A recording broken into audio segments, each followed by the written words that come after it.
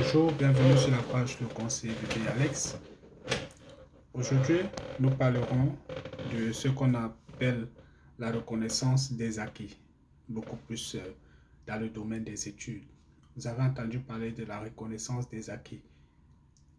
Ceci, c'est pour m'adresser à ceux qui ont déjà des formations universitaires et voire même aussi une expérience professionnelle dans un domaine professionnel et qui sont aux études ou qui veulent revenir aux études.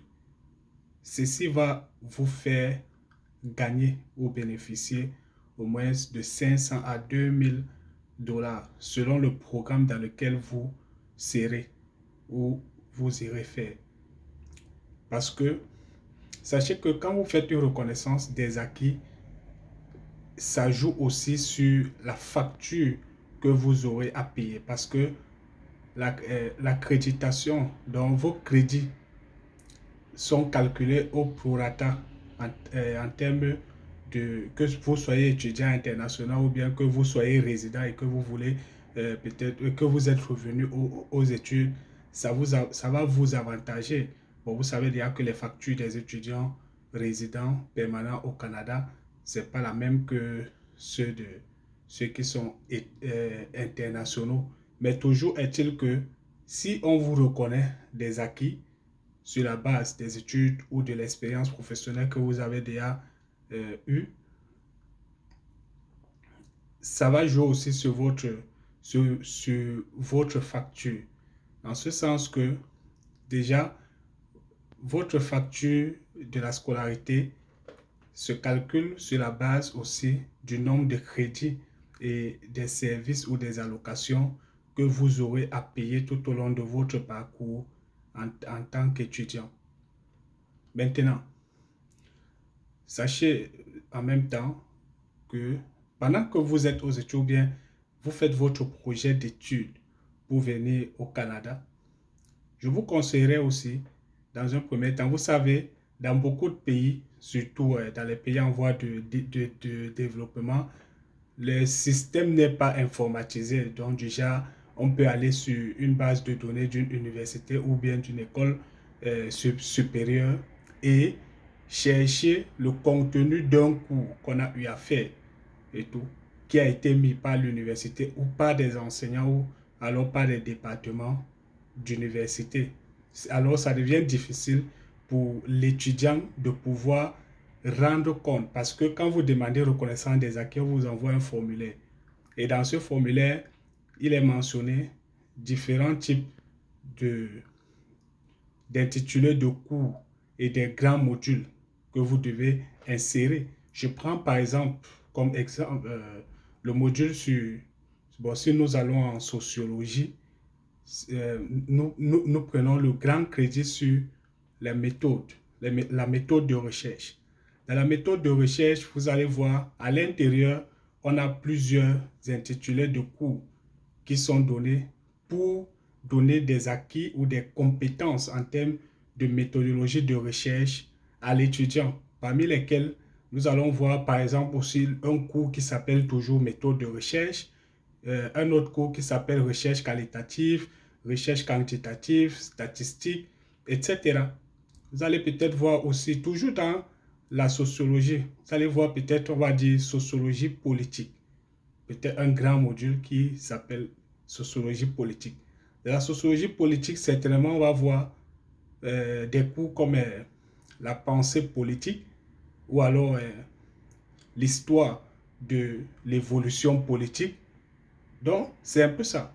Ce que vous devez faire, c'est qu'en même temps, c'est aussi une invite aux enseignants de commencer à mettre au moins en ligne les contenus de leurs cours, afin aussi de donner un aspect un peu plus professionnel et scientifique aux formations que les étudiants reçoivent. Parce que si vous prenez une université occidentale, vous y entrez, vous cherchez un programme, vous allez voir les intitulés de cours.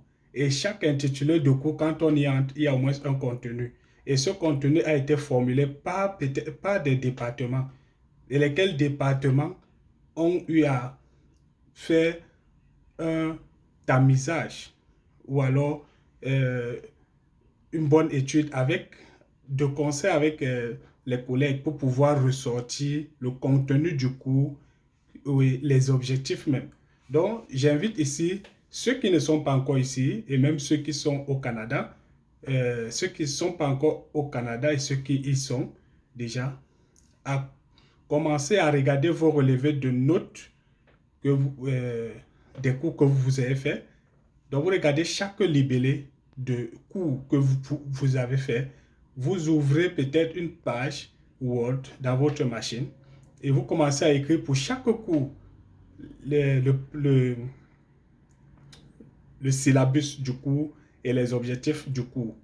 Parce que quand vous allez vouloir faire la reconnaissance des acquis, on va vous demander les contenus de ces cours. Et aussi, vous avez l'avantage que ces universités ou ces écoles vous accordent le bénéfice du doute. Parce qu'elles ne vont pas vous demander, mais pourquoi ce n'est pas référé en ligne ou par un enseignant et tout. Parce que au moins, ce qui fait foi, c'est que vous avez produit un relevé de notes, un diplôme. Et sur cette base, on vous fait confiance. Et c'est aussi la façon dont vous allez mettre du contenu dans le montage de vos reconnaissances des acquis dans des cours qui va peser pour qu'on reconnaisse que oui, vous avez tel cours qu'on peut reconnaître. Et tenez-vous tranquille. Le conseil aussi que je donne quand vous montez votre formulaire de reconnaissance des acquis, vous devez toujours remplir le formulaire sur la base modulaire en fonction du cours ou des cours que vous voulez qu'on vous reconnaisse. Mais sachez que en le faisant, surtout pour les étudiants internationaux, déjà vous constituez un grand marché qui fait que même si vous avez beaucoup de cours qu'on pourrait vous reconnaître, il sera difficile qu'on vous reconnaisse plus de 2 cours parce que ça a aussi un impact financier dans votre facture. Imaginez-vous, vous êtes dans un programme où un cours vous coûte $2000 ou $2500. Si on vous reconnaît plus de 2 cours, ça pèse. Ça fait aussi que c'est un manque à gagner pour l'université. On va vous demander de payer un franc symbolique, c'est-à-dire peut-être un 50 ou un $100 pour ce cours-là et tout. On va juste vous reconnaître le crédit. Donc, c'est pas comme si on va vous donner une note. On vous reconnaît juste le crédit pour dire oui, on reconnaît qu'il a des compétences. Mais le dur travail qui se cache derrière, c'est le montage de ce formulaire-là ou de ces contenus de cours. Donc, commencez déjà à prendre tous vos relevés de notes universitaires du niveau 1 jusqu'à où vous êtes arrêté.